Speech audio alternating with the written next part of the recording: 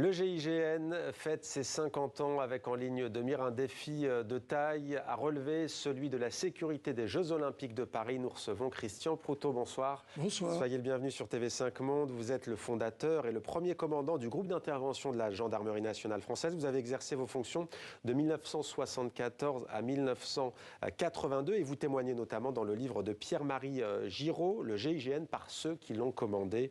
Pour la première fois, les commandants du GIGN raconte. Tiens, d'ailleurs, je disais 1974 à 1982, mais au fond, cette unité d'élite, on ne la quitte jamais vraiment. Oui, parce que vous avez tellement de rapports humains à l'intérieur. C'est une famille. On est plus que des frères entre nous.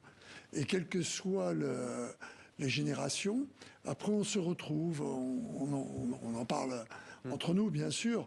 On se retrouve également autour de petits événements que l'on organise. Mais vous êtes sollicité aujourd'hui de manière officieuse ou officielle En tant que père fondateur, et pourquoi pas grand-père fondateur, bien évidemment, on me demande mon avis, les directeurs de la gendarmerie, mais aussi les commandants du groupe. Mais également, ils aiment bien que je vienne pour passer un petit peu le témoin, raconter un peu comment c'était avant, comme on dit souvent. Et rappeler les fondamentaux. Absolument, parce que, un peu comme c'est le cas pour beaucoup, pour la jeunesse, si on ne sait pas d'où on vient, on ne sait pas où on va. Hein.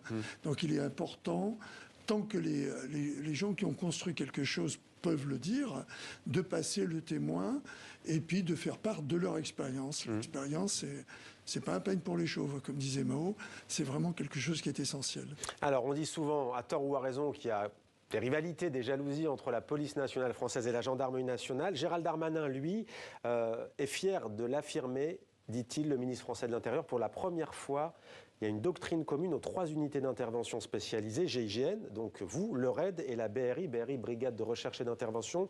Pourquoi ? Pour assurer la sécurité, notamment de la cérémonie d'ouverture des Jeux Olympiques de Paris, qui approche à grands pas, ce sera le 26 juillet. C'est vraiment inédit ? Il a raison ? C'est pas complètement inédit, ça fait un moment que tout le monde se rend compte qu'il faut se parler, et c'est plus que fréquent, d'abord à travers les hommes, parce que les hommes se rencontrent, et à ce moment-là, c'est plus un problème de boutons, puis également pour un échange de compétences. Je dirais que le problème, il est moins entre le RAID et le GIGN qu'entre la BRI et le RAID. Dans la même maison, c'est un peu plus compliqué, j'ai le sentiment. C'est comme ça que je l'ai perçu. Parce qu'il y a toujours le sentiment que quelqu'un vous prend une partie de votre mission. Mais il y a une émulation, et ça c'est le bon côté de la chose. Et il y a des échanges sur le terrain, les gens viennent au GIGN, le GIGN va au RAID, donc ces échanges sont importants. Alors pour répondre, ou du moins pour aller dans le sens de votre question sur ce que disait Darmanin, le ministre, il est vrai que là, chacun ayant son précaré au haut niveau de son espace d'intervention et de compétences. Il y a, malgré tout, la connaissance par l'autre de qui fait quoi, comment. Pour pas qu'il y ait d'empiètement et que, le cas échéant, il puisse y avoir une synergie. Et une complémentarité, puisque si tout le monde se trouve au même moment, s'il y a par exemple, ce que l'on ne souhaite évidemment pas, une prise d'otage, il faut forcément que ce soit complémentaire et pour pas se marcher dessus. Donc ça va être préparé en fonction des missions qui sont déjà attribuées. Il faut le savoir qu'on considère que mélanger pose un problème parce que vous avez une doctrine, parce que vous avez une manière de travailler, mais savoir ce que l'autre va faire et jusqu'où il va aller, c'est essentiel. Et ce travail est fait en amont, bien évidemment. Et tout sera bien réparti. Le GIGN, par exemple, aura notamment pour tâche d'être sur les bateaux, aux côtés de délégations d'athlètes lors de la parade fluviale sur la Seine, donc on parle de la cérémonie, mais également dans les airs à bord d'hélicoptères. Tiens, puisqu'on parle des airs, aujourd'hui, on voit tous ces conflits dans le monde, Russie, Ukraine, Moyen-Orient. L'arrivée du drone, qu'est-ce que ça a changé pour vous au GIGN ? Au GIGN, ça a changé tout. Parce que le drone est un moyen à la fois d'observation, mais également un moyen qui peut être un moyen d'attaque, un moyen actif. Et c'est l'Ukraine qui a fait découvrir ça. Il ne faut pas se voiler la face. C'est donc très très récent. Le combat moderne, il sera un combat avec beaucoup de drones. On va avoir des essaims de drones, etc. Et s'agissant des grands événements, la vraie problématique, c'est le drone ami, celui qui vous aide à voir, à surveiller, et le drone ennemi qui vient là soit par curiosité, soit pour être agressif. Et il ne faut pas oublier qu'un drone, c'est en lui-même, c'est un engin contondant. Parce que s'il n'y a pas besoin de mettre une bombe dessus, il suffit de le lancer contre le visage de quelqu'un. Et avec les moyens des drones actuels, on a une très très grande précision dans la mobilité du drone et dans la conduite du drone, ce qui fait que toute la couverture anti-drone est quelque chose qui va être primordial pour la cérémonie d'ouverture, sur laquelle les services travaillent, avec une aide technique importante, parce que ça ne se fait pas comme ça. Les drones sont prévu pour échapper à du hacking, dans le terme anglais, ou un captage de drones. Un piratage, oui. Un piratage. Alors, il l'est naturellement, mais il faut pouvoir, à ce moment-là, reconnaître les drones amis des drones ennemis. Et il y a une société française qui est assez performante dans le domaine, et j'espère qu'elle sera écoutée.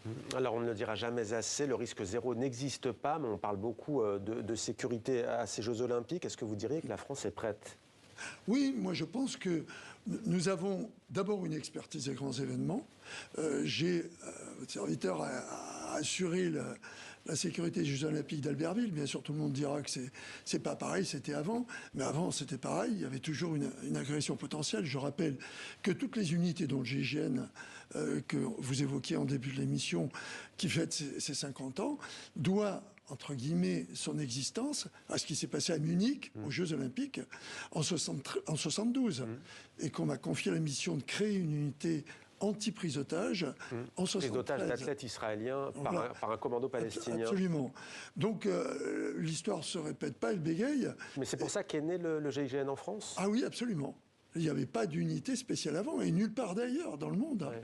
Et c'est l'échec des Allemands qui a conduit tout le monde à poser la problématique de ce qu'on appelle la prise d'otage ouverte, celle qui sert pour faire connaître une cause. D'ailleurs, vous aviez dit, en France, on n'aurait pas forcément mieux fait que les forces de sécurité allemandes, ce jour-là.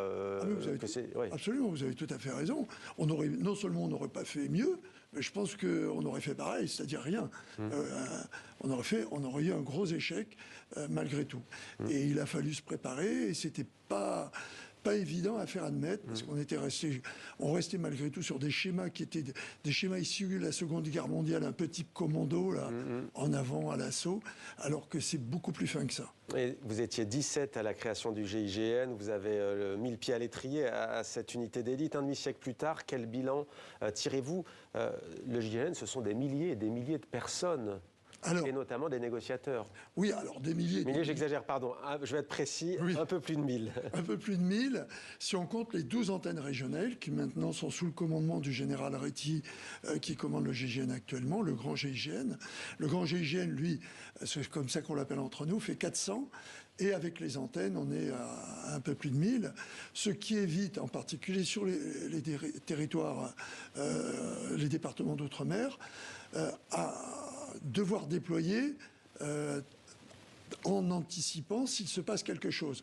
Donc ces unités sont là pour gérer le début de la crise, et si ce n'est pas à leur pointure, on a à ce moment-là le temps d'envoyer l'unité centrale qui apporte un renfort et des fois une technique que peut-être ne peuvent pas posséder toutes les antennes. Avec un négociateur, ça c'est signe des spécificités françaises peut-être et du GIGN, même si peut-être que d'autres exemples et que ça a fait des émules dans le monde, mais ça c'est l'ADN, la colonne vertébrale du GIGN. Voilà, alors il y a deux choses.